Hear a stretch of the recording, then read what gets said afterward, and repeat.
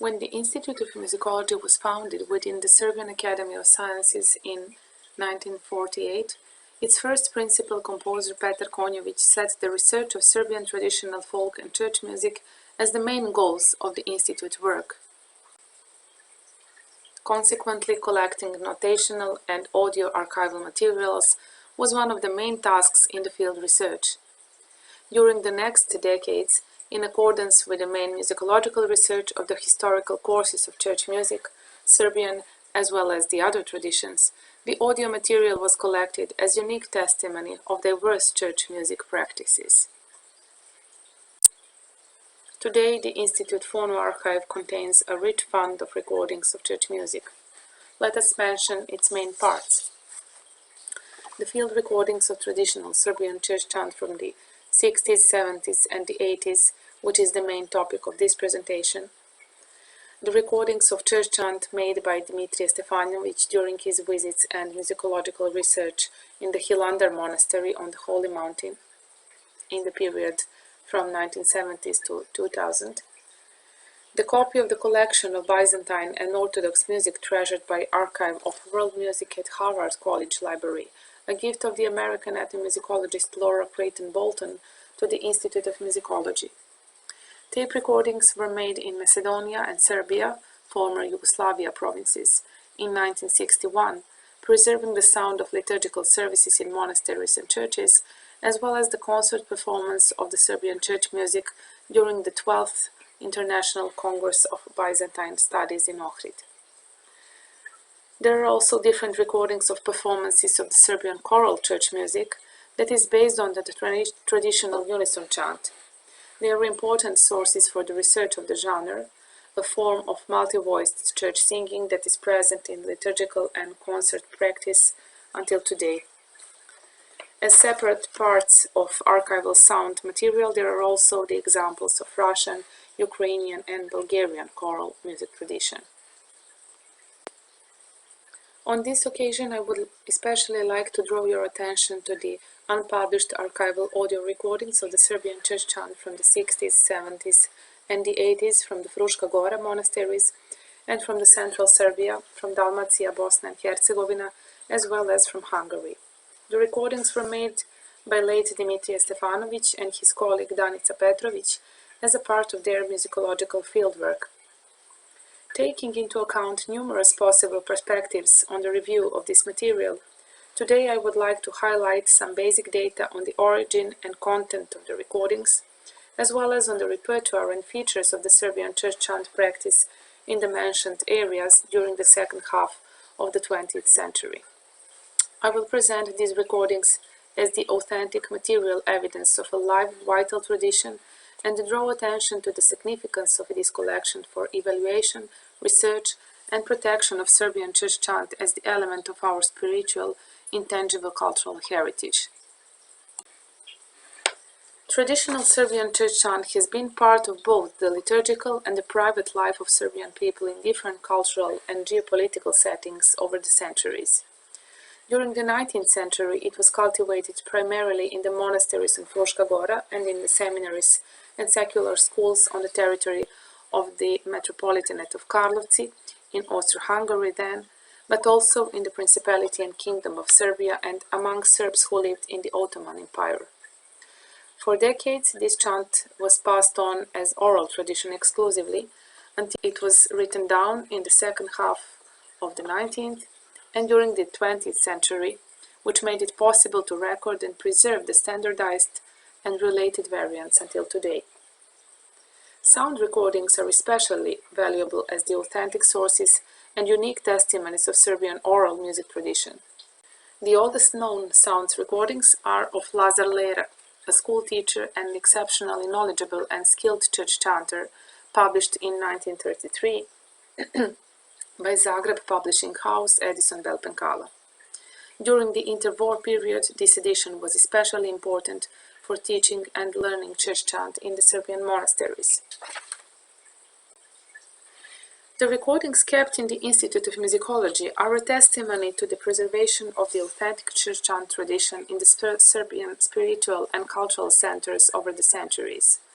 The invaluable sound recordings from Hungary, confirmed the continuity of the care for the church music heritage among Serbs on the territory of former southern Hungary, the area where the great number of Serbs settled during the migrations in the end of the 17th and during the 18th century.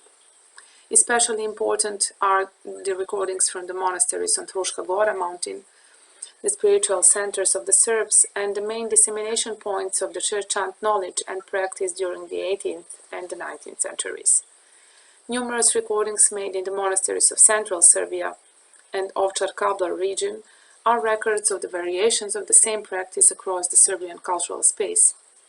In this context, the recordings from Bosnia and Herzegovina, Dalmatia and Croatia are especially interesting for comparative research. For wider comparative studies, it is also important to take into account the recordings made among Serbs in Romania, work done by our colleague Dejan Popov, which testify to the similar church chant traditions and practices. The church chant was mostly recorded in the authentic context during various church services, such as festive vigils in monasteries, vespers and matins, liturgies, memorial services, and patron saint commemorations. Sometimes spiritual and other traditional folk songs were also recorded as specific testimonies of folk musical tradition. All liturgical hymns were sung in Church Slavonic, official liturgical language of the Serbian Orthodox Church. The few para-liturgical folk spiritual songs were sung in contemporary Serbian language. In parallel with the recordings that authentically revived the sound of church chant sung 50 years ago, various metadata have also been preserved in our phono collection. These include comments of the researchers in the field, data on the recorded material, and conversations with performers, mostly chanters and monks. The most representative examples among the recorded material show the top-level chanting skills and chanters' musicality.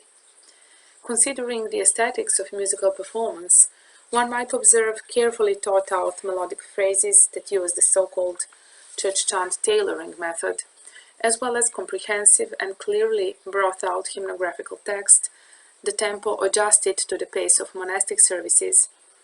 Depending on the hymn's place and function in the service, chanting can be more dynamic, faster or slower, etc.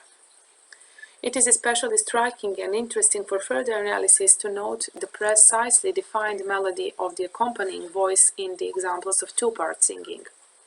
The examples of monastic choral singing are curiosity for themselves, because they are an authentic illustration of multi-voiced chanting practice based on the unison chant tradition. It is extremely interesting to observe the collaboration between sisters of Nikolje Monastery and Voja Ilić, Serbian composer and conductor, who was particularly dedicated to Serbian church music. At the request of Nikolje Sisterhood, he practiced choral singing with them and even wrote special choral arrangements of traditional chant for them. Let us hear one musical example at this point. It would be the Kontakion Возбранoj Vojevodje, Mode 8, sung by sisters of Nikolje Monastery. Господи,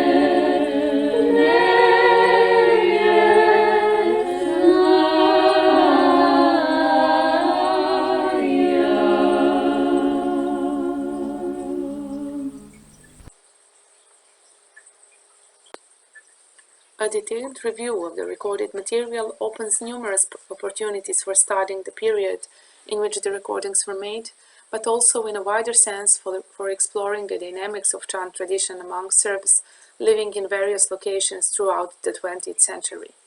For further comparative studies, it would be extremely important to provide detailed analysis of the repertoire of liturgical hymns, of the local chanting practices in different areas, specific local versions of the church chant melodies, together with characteristics of the monastic and city practices, as well as of the specific individual chanters. A study comparing the characteristics of church chant in the convents in relation to the male chanting groups would also be extremely interesting.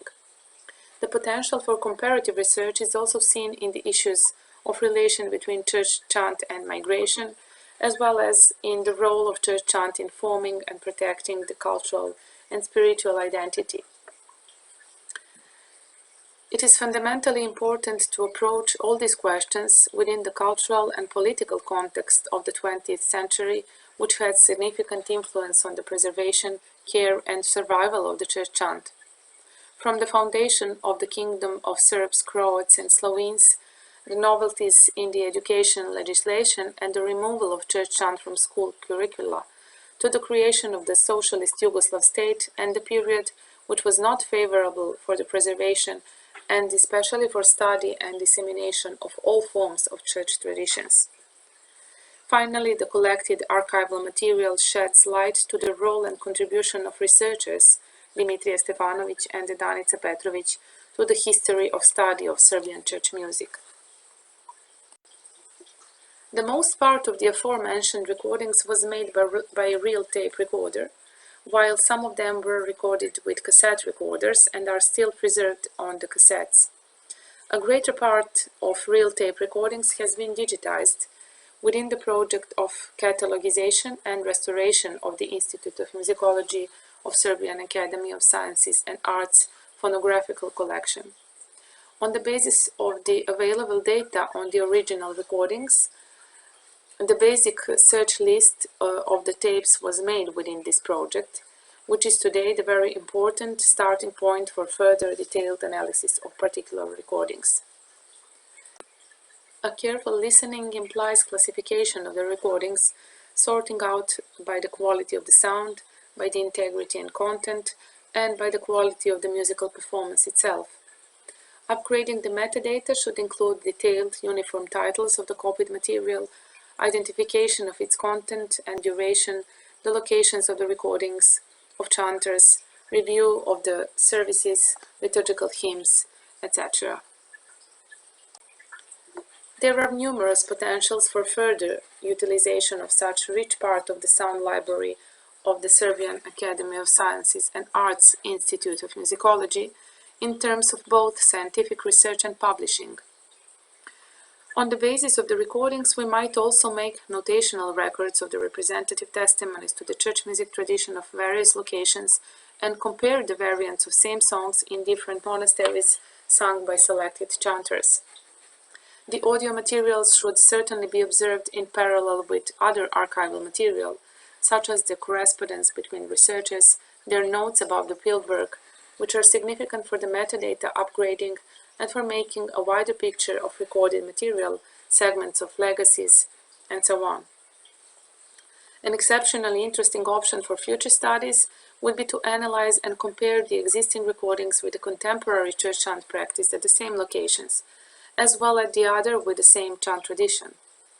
Important metadata could guide the new research and shed light on the activities of the successors of the previously recorded chanters, thus showing the characteristics of today's practice with the aim of understanding the dynamics of the tradition, specific changes in the church chant practice, repertoire, musical expressions, etc. Finally, it would be extremely useful to prepare and publish a new sound edition with a selection of the most representative recordings from the collection and to make them accessible to wider audience, aiming at promotion and protection of the Serbian chant as cultural heritage. A fundamental threshold for the assessment of the Serbian church chant as the intangible cultural heritage is offered by definitions that recognize the intangible cultural heritage in oral tradition, language, songs, and traditional music.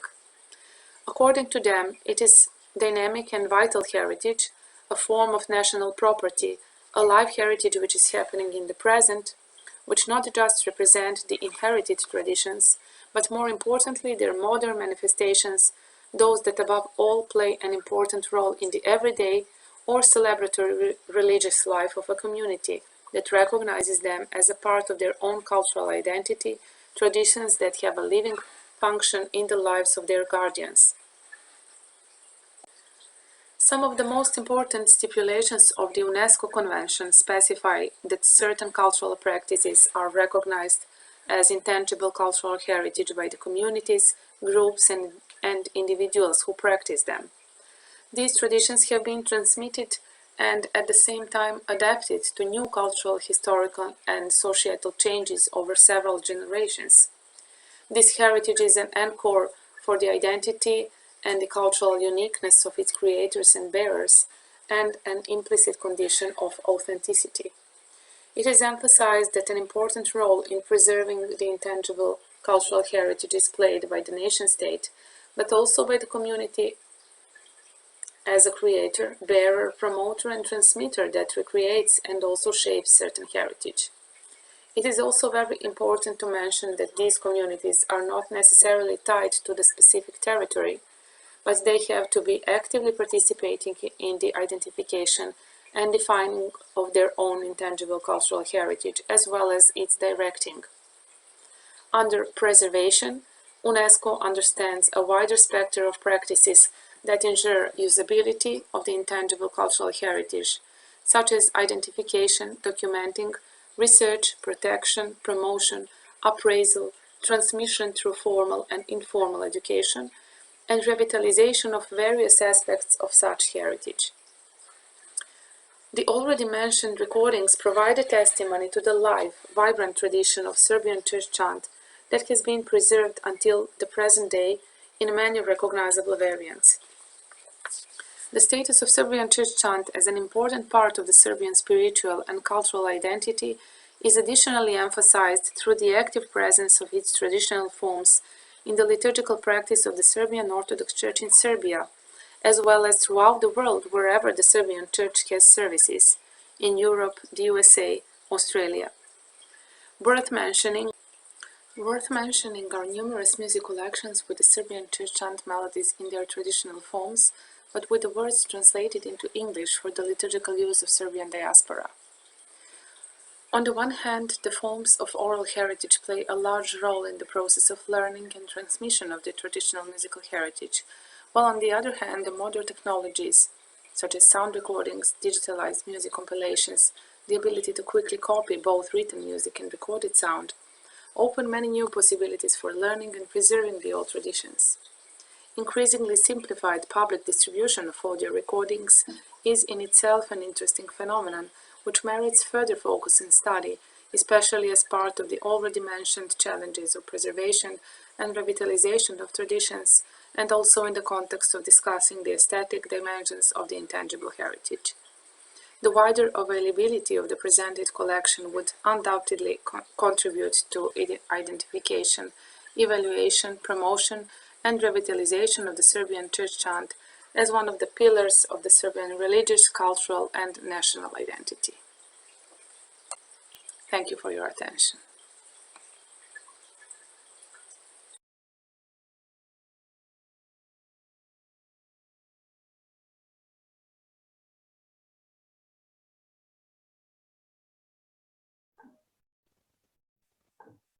Dear colleagues, dear listeners, first I would like to thank you all for your attention.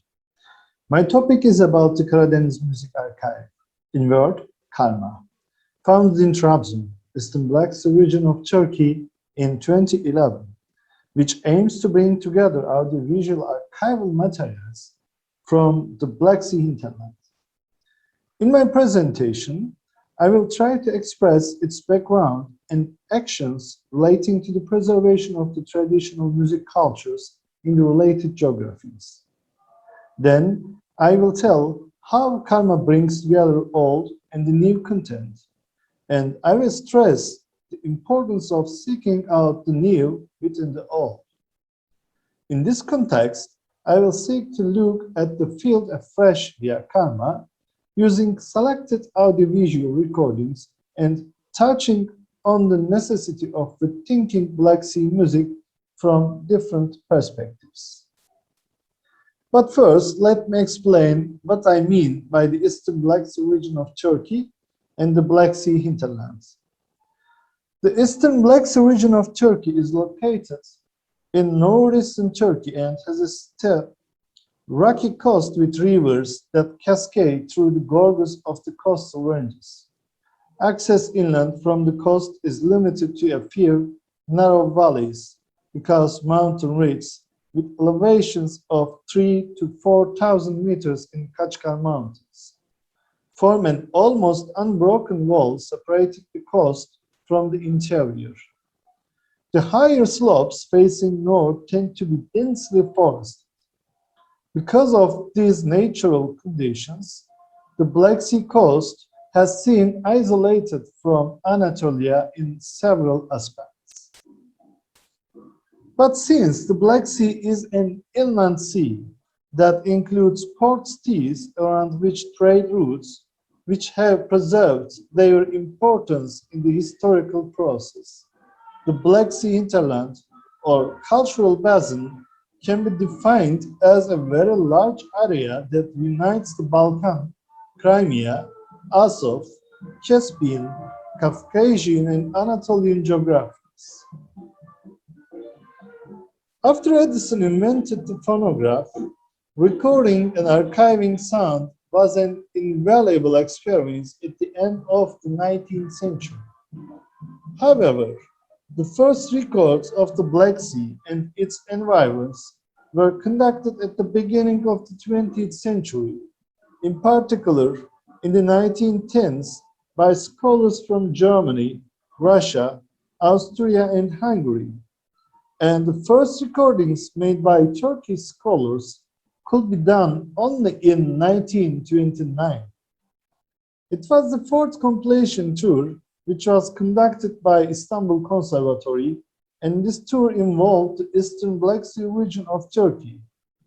The famous Turkish musicologist Mahmut Ragıp Gazimyar, who took part in this first compilation tour, published his observations and field notes in the same year with important documentation. Then in 1937 and 1943, the Ankara Conservatory conducted compilation tours and recorded so many folk songs from the region. Halil Bedi Yönetken published his notes concerning these works. In 1937, Adnan Saygın also carried out a fieldwork in Rize, Kars, and Ardahan. However, there were serious problems regarding the archiving and preservation of the obtained materials, and a significant part of these recordings could not be transferred to the present day. Of course, these works have been continued with new ones by tens of Turkish researchers in the entire Eastern Black Sea region until today. But unfortunately, the problem with archiving audiovisual data has also continued. Because of my hunger to fill this lack of archival point of view or background, the starting point of Karma was to collect, preserve, and sustainably transmit the music of the Eastern Black Sea region of Turkey. So, the Karma project emerged with this aim, but it was not easy to gather recordings of different communities or networks established in such a large geography in a historical time period, to organize new field research, to find qualified collectors, and to copy audiovisual materials from their individual collections. Additionally, in Turkey, this work became more difficult considering the lack of an example of this kind of project, lack of interest in audiovisual archival studies, and the lack of financial support. Every time it was very limited and problematic.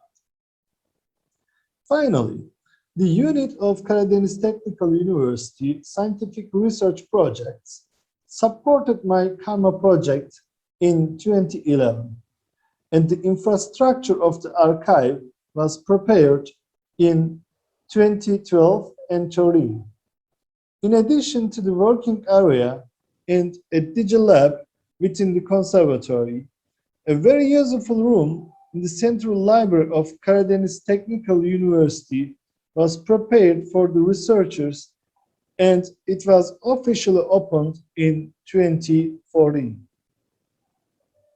Although every single difficulty, I can say that Karma has a satisfying development in its establishment phase during the first 3 years. The archive has quite good facilities in terms of technical equipment, software, physical spaces, employees, collections, etc. In this process, I also prepared a new project to find some ways to build relations with European archives. My main purpose was to explore the structure of a real audiovisual archive and to learn how I can shape and manage archival studies in the future in Karma. My project proposal was supported by TÜBİTAK, and I had a chance to work in the Berlin Phonogram Archive in 2013 and 2014 as a postdoc researcher.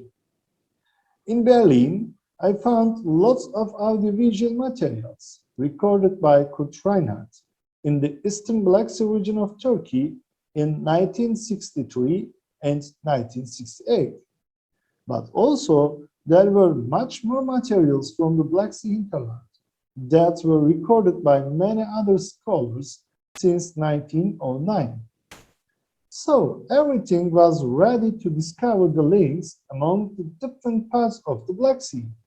Then I also visited some other European archives and understood how important to create new relations among foreign institutions and archives.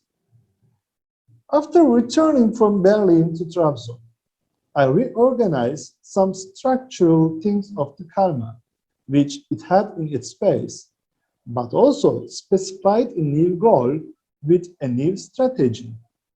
According to this, the archive has made an effort to open up and improve its collections with international bilateral cooperations.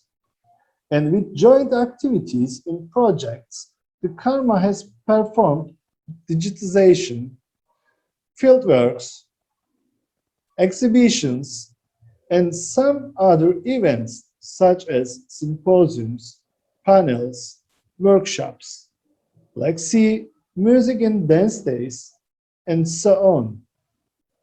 In brief, thanks to new but actually old historical audiovisual materials obtained from different foreign sources and with joint actions, Karma has grown steadily and its scope has been greatly expanded with old and new archival materials. Therefore, it can be said that the aim of the archive has evolved to enable scholars to approach music from the Black Sea cultural basin from different perspectives. So, today, Karma gives us an opportunity to find new links within the old recordings. So, it's time to focus on the new in the old. I mean, it's necessary to reveal new studies with the pleasure of discovering new links in the past of Black Sea music, which Karma is starting to provide us. And with this understanding, it's time to rethinking Black Sea music and the cultural basin created by the Black Sea. In this context, I offer to look at the Black Sea music from a broad perspective, as well as micro scales. And in my opinion, one of the important ways that we can see and make sense of Black Sea music from a broad perspective is to identify both micro and macro levels together. Therefore, we need to bring together the audiovisual recordings, related documents, And in brief, every kind of old and new knowledge today in order to find the pieces of a big puzzle. Accordingly, all these sources related to the Black Sea cultural basin will tell us what Black Sea music is. Well, let's see some examples. The first one from Adolf Deer collection. He recorded this in Caucasia.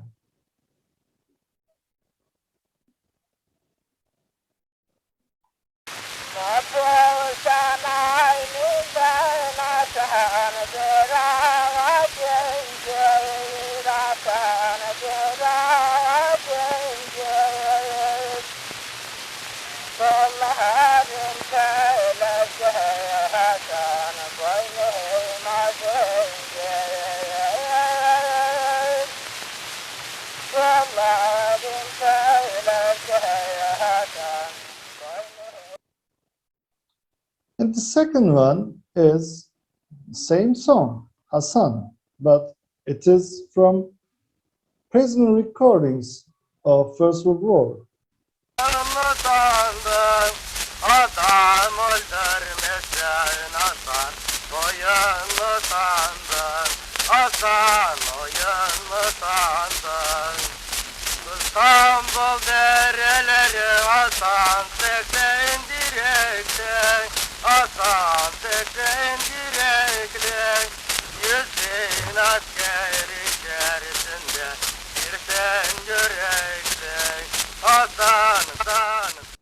And the singer is from Crimea. And we know this song today in Anatolia, in Turkey, is a Balkan song. But as you heard from the recordings, first one was recorded in Caucasia, and the other one sang by a Crimean Tatar person. The other example from Blagoevgrad, Bulgaria.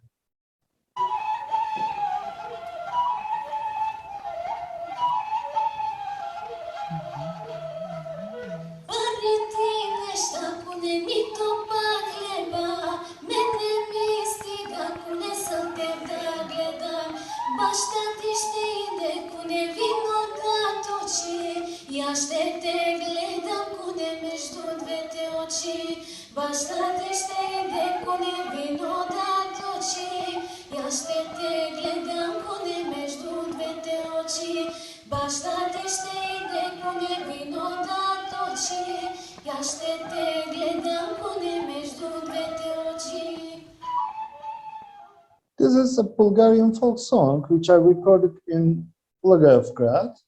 But if you ask any people from Trabzon, they can say this is a Trabzon folk song.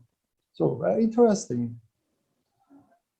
So my last example is from Crimea.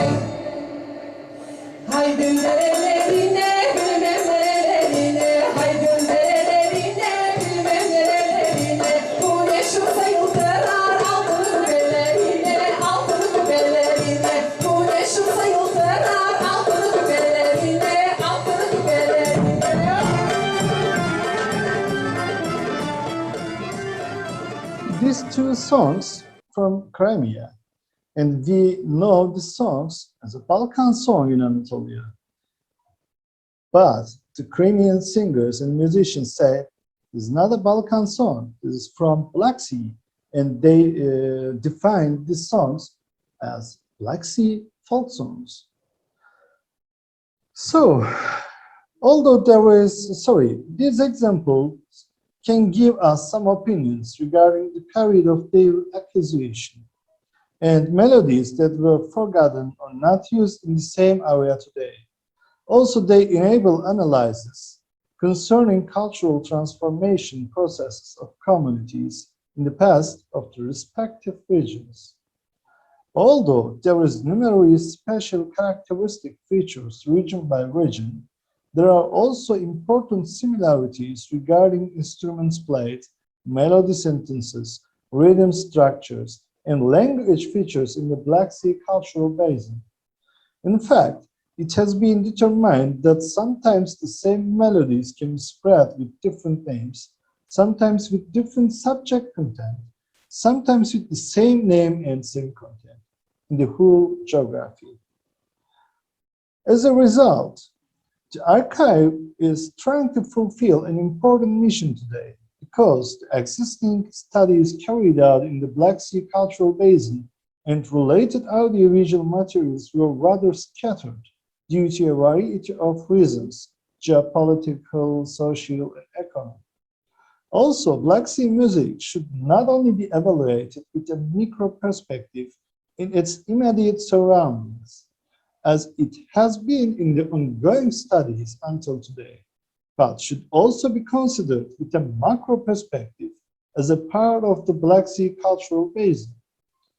It should be recognized how important the Black Sea is for its environment, as an intermediary contributing to cultural transmission and intercultural interactions. Therefore, archival studies like Karma that will bring together, preserve, and transfer the audiovisual cultural heritage of the region to the future should be supported. Cultural, scientific, and artistic activities that will contribute to the development of researchers, increase cooperation in the international circle, and create an infrastructure for the production of joint projects should be planned. A comprehensive database of the music of the countries in the Black Sea cultural basin should be prepared, and this basic resource should be turned into a digital platform that is mutually accessible. With a database to be provided, social movements, values, changes, and interactions will be observed and contributions will be made to many other disciplines, as well as ethnomusicology. This will also pave the way for long-term and more extensive new field studies needed to study the everyday practices of communities living around the Black Sea and contribute to multicultural interdisciplinary inquiries. Thank you for your listening.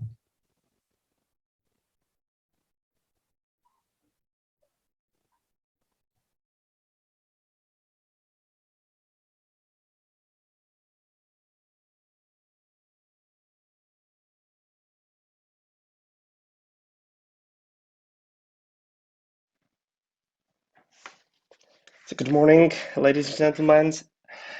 I would like to first thank you to my colleague Marjanović from Serbian Academy of Science, and I will try to show you a little bit behind the curtains of our work in the National Museum in the Czech Republic. A little bit a short history of our tries in the Czech Republic focused on preserving sound culture heritage. So you will see, let's say, 20 minutes of our work under the research and science project under the Ministry of Culture called New Phonograph, Listening to the History of Sound. And you will have a chance to see what we already did or developed in the last 4 years and where we would like to be in next years in the future.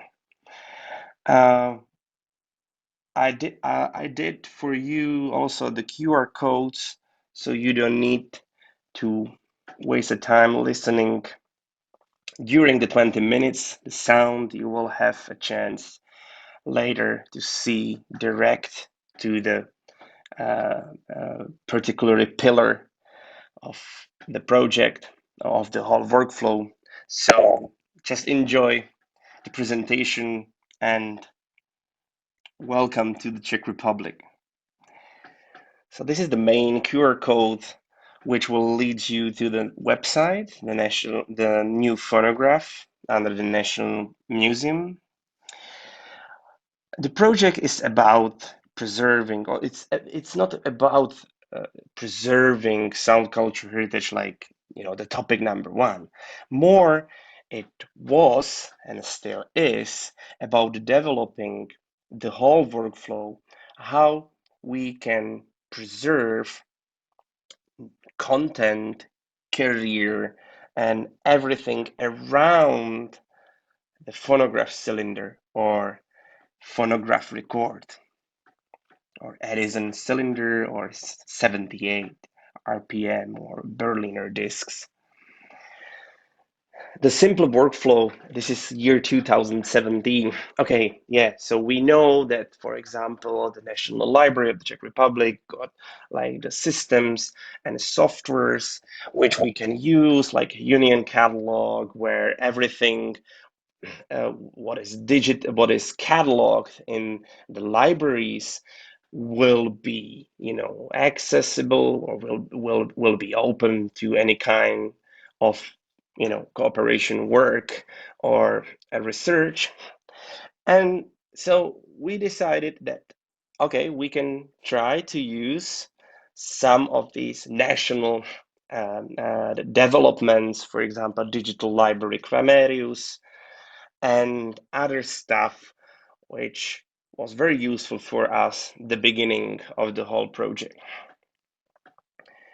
The most important thing is that in 2018 we decided that it's not only about digitization or cataloging, but it's more about how we can identify the collection, the careers, how we can protect, how we can take pictures, not only the career, but also the sleeves and boxes, what we can do with the data, how we can make it accessible, and all these things are covered by the development. And if we did something, yeah, we would like to educate the people how we did, why we did like this.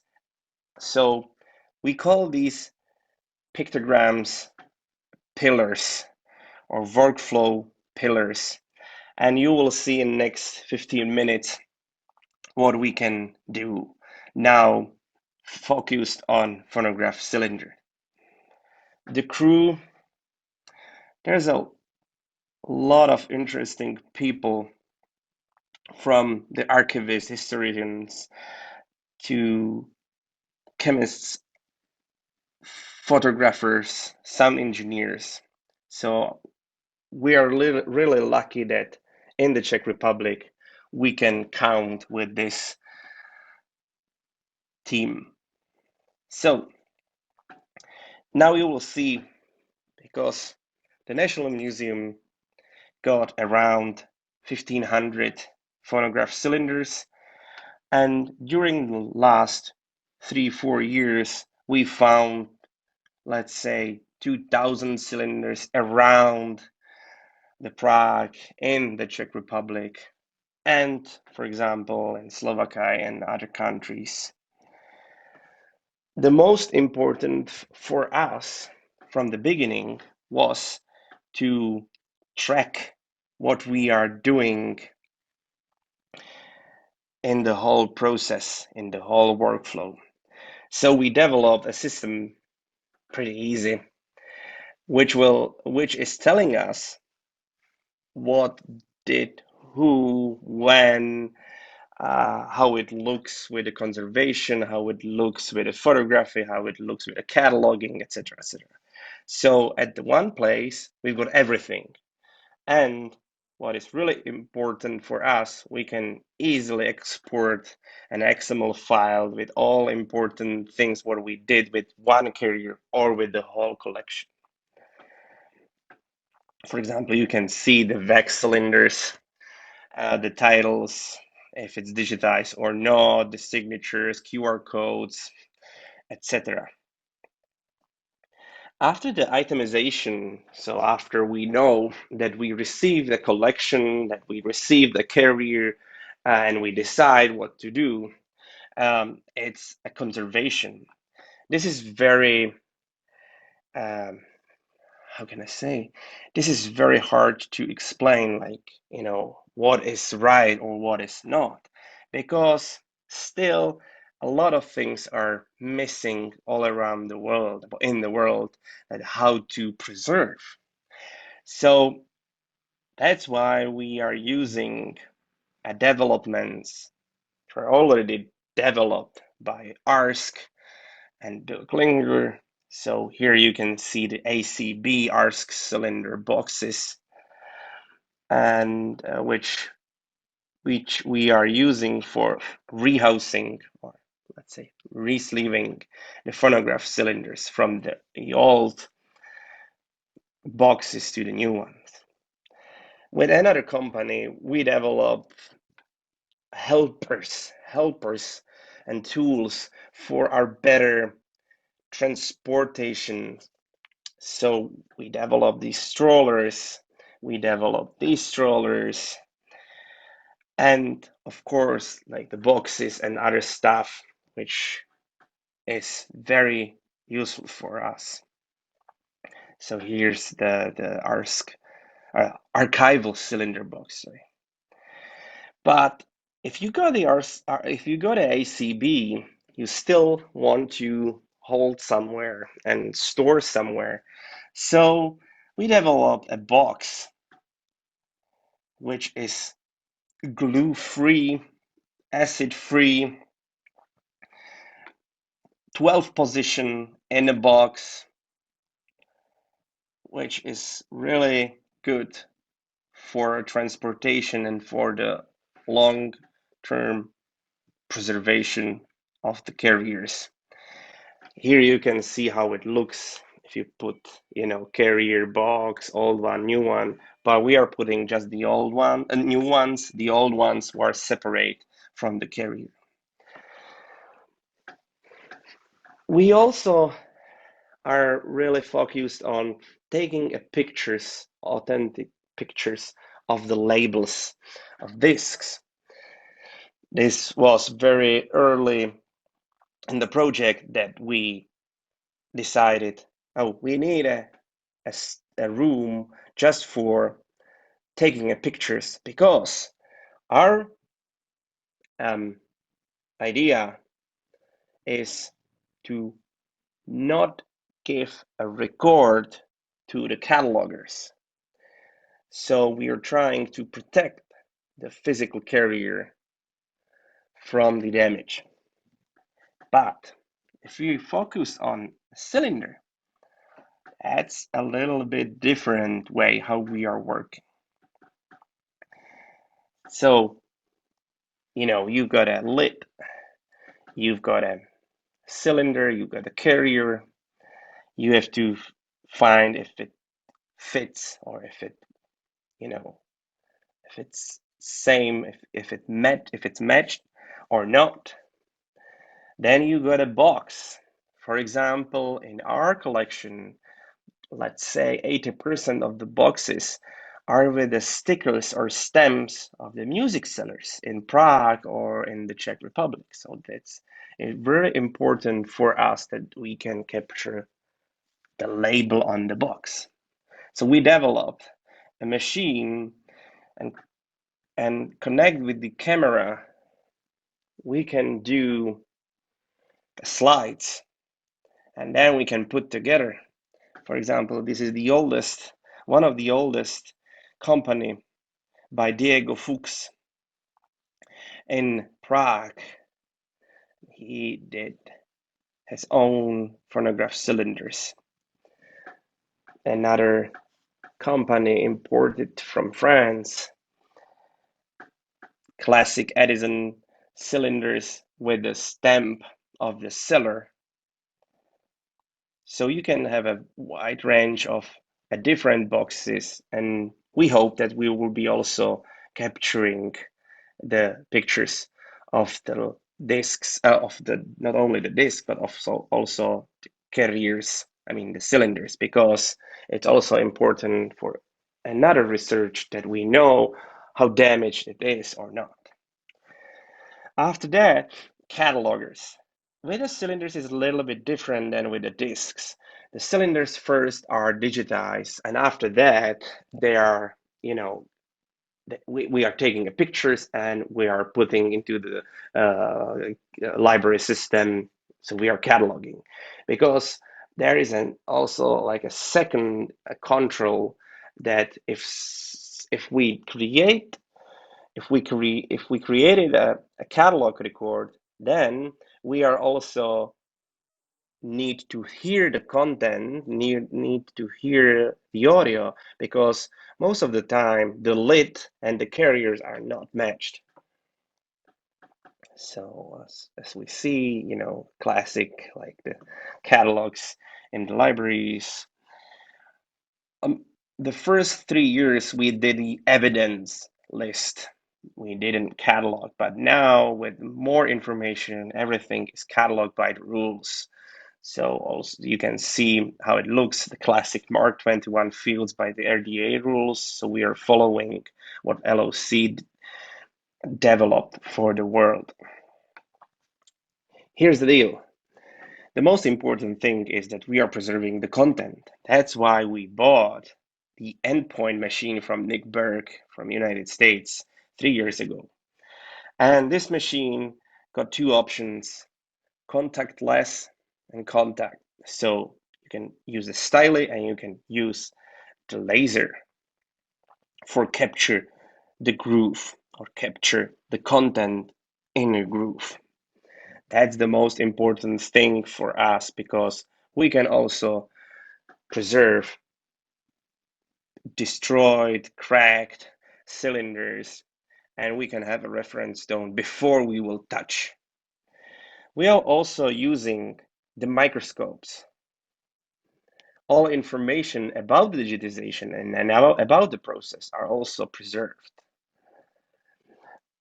Right down corner, you can have a link to the audio, and you can hear the differences between the styling, laser, and user copy.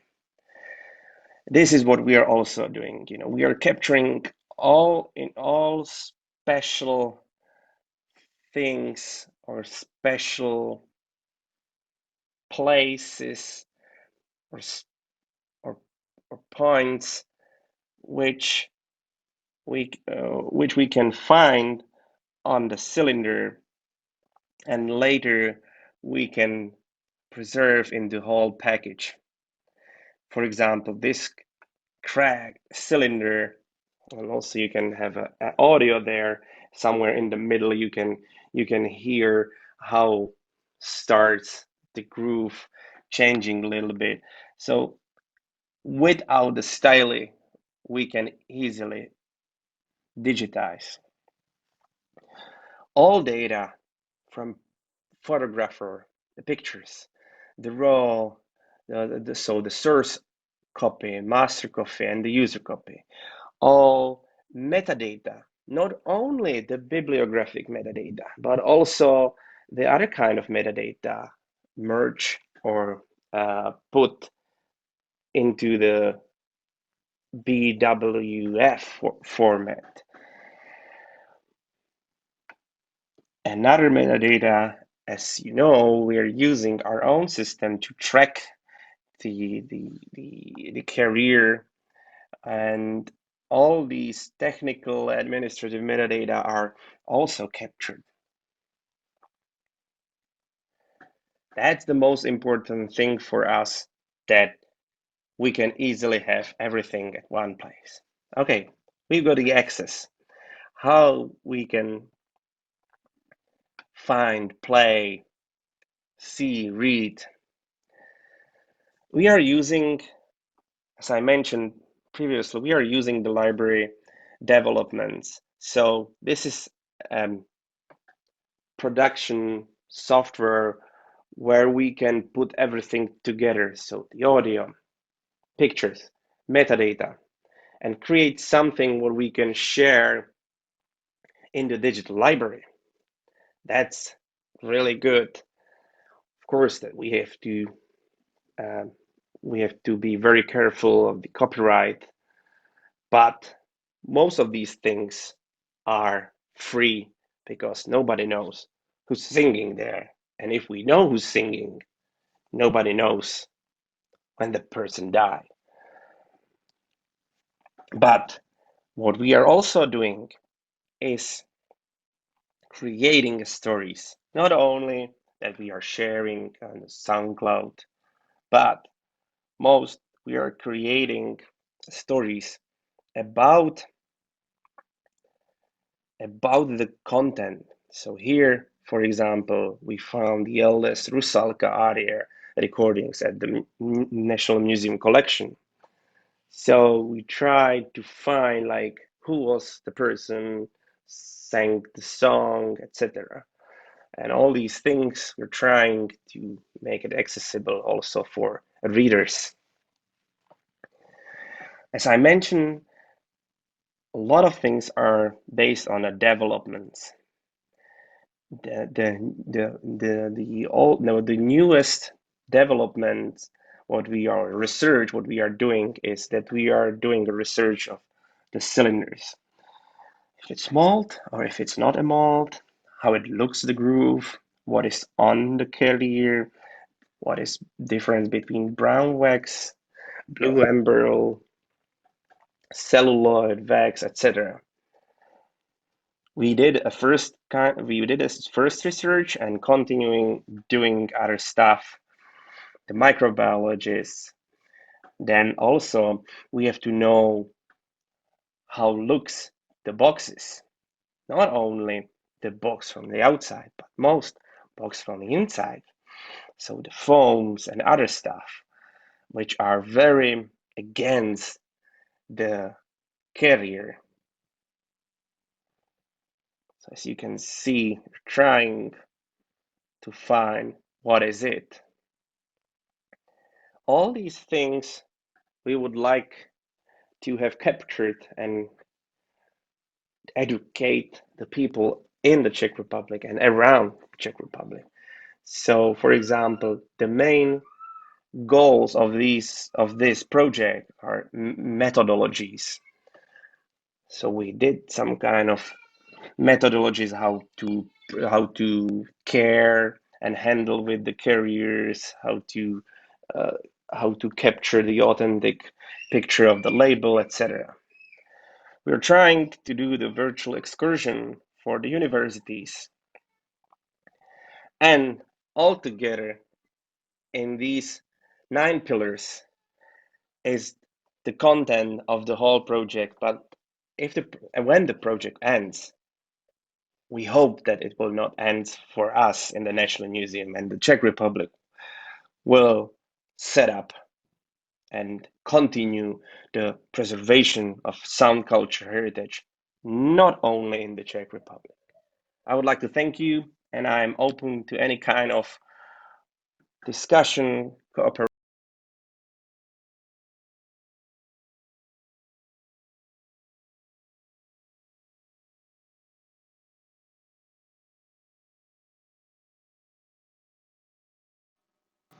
Hello, my name is Jelka Vukobratović. I'm a teaching assistant at the Music Academy in Zagreb and a research associate on a project dedicated to the early history of Croatian and Yugoslavian record industry. Today, I'm going to talk about the historical commercial recordings as a resource for the investigation of the broader context of music and social life, especially the connection between the early record industry and the development of copyright legislation. This connection will also be put in the context of the most recent development when historical recordings are beginning to receive a heritage status. The study of music as a recording has relatively recently gained a bigger interest from the academic community, with the appearance of various societies, projects, conferences, and publications. The inseparable connection between music and recording has been first and foremost noted in the popular music studies, where the phenomenon of popular music itself arguably wouldn't have existed without the development of the record industry. Within the field of historical musicology, attention has been given to historical recordings as documents of the changes in performance practices and the social context which might have urged such changes. The growing body of research brought about the need to study music recording both as an object and a process, making it increasingly important to include the investigation of interventions during the recording production. This realization caused the emergence of a new subfield called the study of record production, which is not necessarily tied to the concept of the recording as an autographic work, but can be concerned with the contextualization of allographic instances of a work. In other words, recording is a carrier of its content and an object in itself, or as Georgina Born put it, it is not a copy of the original, but the second primary object. The study of music recordings is not at all new in ethnomusicology, and indeed it can be argued that the establishment of ethnomusicology would not have been possible without the invention of a phonograph. However, the recordings ethnomusicologists have traditionally relied on were field recordings made by themselves or by other researchers for documentary and scholarly purposes. The commercial recordings made within the context of record industry have largely stayed outside of their reach. The recognition of these recordings as resources for investigation of the historic music worlds, musicians, and circumstances in which music was made prompted interest from ethnomusicology as well. Also, it seems that the endangerment of early recordings as carriers of music performance accelerated the need for their exploration. Taking account of these developments on the international level and the fact that early recordings in Croatia have not previously been systematically researched or even preserved and catalogued, in February 2020, my colleagues and I from 3 different music research institutions in Zagreb started a research project. The project, bearing the title Record Industry in Croatia from 1927 to the end of the 1950s, is a first instance of a scholarly approach to the topic of early record production and beginnings of the record industry in Croatia. It focuses on the period when gramophone records were produced from shellac and revolved at the speed of 78 RPM. Such records were in Zagreb produced by 3 successive record companies, Edison Belpenkala, Elektroton and Jugoton. All 3 of these companies, especially the first and the third, existed in the context of Yugoslavian states, and their production is relevant and representative of the broader context of music industry within the Yugoslavian realm, carrying musical works and performances of musicians from different states of the kingdom and later federation. It is also worth noting that both Edison Belpenkala and later Jugoton were the first domestic record factories to appear within the 2 different Yugoslavias. Our project's primary aim is to document and reconstruct the music repertoires, authors, performers, and producers involved in the creation of early domestic records, as well as to investigate the record filters, meaning the process of selection and representation involved in this production. In addition to documentation, our task is contextualization of this industry and the implication of its emergence for the music and social life of the time. One of the most important aspects for the context of early record industry is the appearance of copyright legislation. In case of Croatia and former Yugoslavia, the formation of copyright legislative was closely connected with the development of recording technology and record industry. Drawing from the work and results of the project, I will present that connection. The first copyright law on the territory of former Yugoslavia was declared on 27 December 1929. Following a long period of its preparation by the Ministry of Education. Before the emergence of this law, copyright was differently regulated in different states of the kingdom, following traditions of former monarchies. The old Kingdom of Serbia had no copyright laws, whereas the Austrian-Hungarian monarchy did, which left the country formed after the First World War in inconsistencies. An important impetus for the final regulation of copyright in the kingdom must have been the revisions of International Convention of Copyright, the so-called Bern Convention, in Rome in 1928. But it is also difficult not to connect the motivation for copyright legislation with the appearance of commercial radio broadcasts, beginnings of the domestic record industry, and the emergence of sound movies. The first commercial radio station on the territory of the Kingdom of Yugoslavia, Radio Zagreb, started broadcasting in 1926. The first domestic record production, Edison Bell Penkala factory, in 1927, whereas the first sound movies in Yugoslavia appeared before the end of the decade. Even though the copyright laws and agencies for the protection of copyright relate to works of dramatic and visual arts equally as to music, the involvement of the music authors seems to have been more intense than the involvement of all the other interest groups. In 1931, the Yugoslavian Author Journal was started. It was published by the Association of Yugoslavian Music Authors, UIMA, and Autor Centrala agency. The Yugoslavian Author Journal often apostrophized the dangers of what was jointly called mechanical music, and the journal logo on the front page highlights sheet music and a gramophone record. An editorial article in the first number of the journal explained the history of the formation of copyright legislatives, highlighting as the key moment the end of the 19th century when many mechanical instruments were invented which allowed the gross capital exploitation of music. This illustrates the interest of composers towards the protection of their works in the advent of domestic music industry. The journal came out regularly during 1931 and 1932, then paused for 4 years, only to be restarted in 1937. Among the publishers of the journal in 1937, UIMA is no longer mentioned, but 2 other agencies for the implementation of copyright law appeared, which hints to a long period of struggles of different claimants to the right of distribution of copyright fees. In time when UIMA was formed in 1929, an agency for the protection of international rights, the so-called Autor Centrala, had already existed. At first, UIMA authorized Autor Centrala for the service of collection and distribution of royalties. However, since the law didn't define which institutions should be in charge of the distribution, during the 1930s, a number of different competing agencies appeared, causing not just confusion, but serious financial problems to all of the involved users.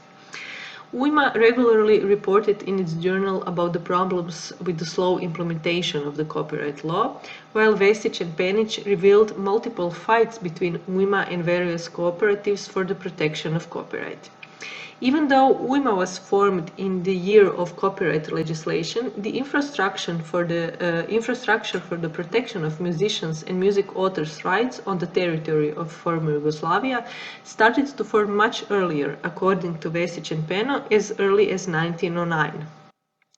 This earliest association, as well as the later alliance of musicians in the Kingdom of Slovenes, Croats and Serbs, gathered music performers and composers fighting for the common cause of the improvement of social position of professional musicians. With the regulation of the rights of the music authors, the junior struggles of composers and performers became conflicted, apparently strengthened by the disorder in the implementation of the music copyright. Nevertheless, the conflicts between different musician groups and agencies prove the level of engagement of composers and musicians in the betterment of copyright legislative. After the Second World War and the formation of the new state, the situation changed once more, and the regulation of copyright had to start more or less from the beginning. Jelka Radovinović, in her dissertation, reports that the first copyright law in the socialist Yugoslavia was declared soon after the Second World War. During the late 40s and 1950s, the law was frequently changed and adapted. Just like the revisions of the International Berne Convention in 1920s, so too the revisions from 1948 caused the need to adapt the copyright law in Yugoslavia.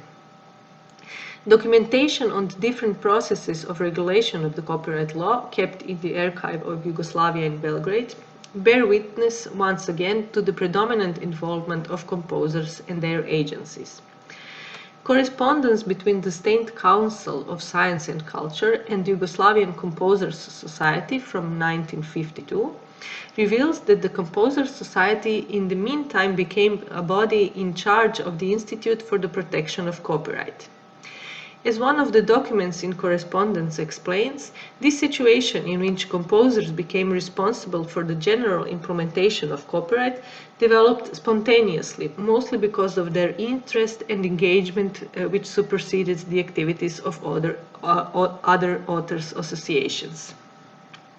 Among other documents, various problems are mentioned, such as the regulation of radio broadcasting, usage of music for films, or modes of payment to international music authors. The record industry in this context is very seldom mentioned, and it must have been so because the process of production of a record alleviated the application of copyright, fixating music to a concrete physical medium. In any case, the involvement of composers' societies in the agencies for protection and distribution of copyright seems to be a hereditary trait, passed on from the kingdom to the socialist Yugoslavia and to modern-day Croatia, if not to other former republics as well. In this sense, the Croatian and Yugoslavian composers and musicians were apparently quick to recognize that, as Simon Frith wrote, the music industry is a rights industry, and that in the context of that industry they would become just one of the many actors.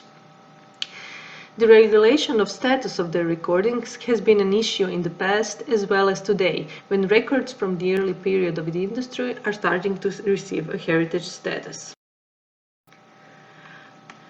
Our own research project pointed out that the early sound recordings represent part of the national cultural heritage, warning about their unsustainable status in which they are unsystematically dispersed in different archives of the former Yugoslavian republics, relying on mercy or enthusiasm of employees of such institutions. Our aim within the project is not, however, direct negotiation or regulation of the status of such recordings, but investigation of their situation. As the contextualization of these records is in our primary focus, processes of the changes of their status also becomes, in a way, our research topic. What can be established at this moment is that various digitization projects had been started and are currently in different stages, relying on the limitation of the mechanical rights of the recordings, which expire after 70 years. Also, sound libraries of radio and television, as well as the archive of the previous Yugoton factory, had been granted a status of national treasure in Croatia and are legally under the state safeguard. Still, the discourses of safeguarding and heritage, although potent tools of identity strengthening, are usually part of the soft management within cultural politics, meaning that their usage or misusage rarely has real legal consequences. On the other hand, the copyright discourse can prove its strength even in the case of historical recordings, as has recently been shown in the conclusion of the long case trial on the privatization of Yugoton. During the early 1990s, the previously state and socially owned factories were put on sale. And in the case of Yugoton, it turned out that the factory was sold to a private owner for the price of the building and machinery, but that the recording masters, which belonged to the factory, were not mentioned in the sales contract. This loophole meant in practice that the recordings came as a gift with the purchase of the factory, enabling the new owners to freely reissue new recordings from old recording masters without making new contracts. The Yugoton case caught the attention of legal apparatus, until finally this year the High Administrative Court ruled that the private successor to Yugoton may no longer own the recordings made before 1993. The sound library of the former Yugoton consists of thousands of recordings made within the record company from 1947 onwards, and ironically, not only has its archive been declared a part of the national treasure, but the state, according to the media, has been recognized as the legal owner of the recordings made prior to the privatization. Yet the loudest public voices warning about their irregular usage were not from the state organs, but from music authors and performers whose rights had been violated by the republishing of old recordings. To conclude, the involvement of music authors and musicians in the copyright legislation has always been intense, and it seems that this intensity regularly co-occurred with the developments in the music industry. The fact that the recording technology shaped music into an internationally profitable business prompted people of various musical professions to educate themselves about their legal rights, simultaneously opening possibilities of different interpretations of those rights. The changes in the music production processes create difficulties in fixation of legal frames, both regarding copyright and safeguarding, and will continue to do so in the future, creating new fields of research for the music scholarship. Thank you. Please feel free to visit our project's website, research our database, or write to us with questions and suggestions.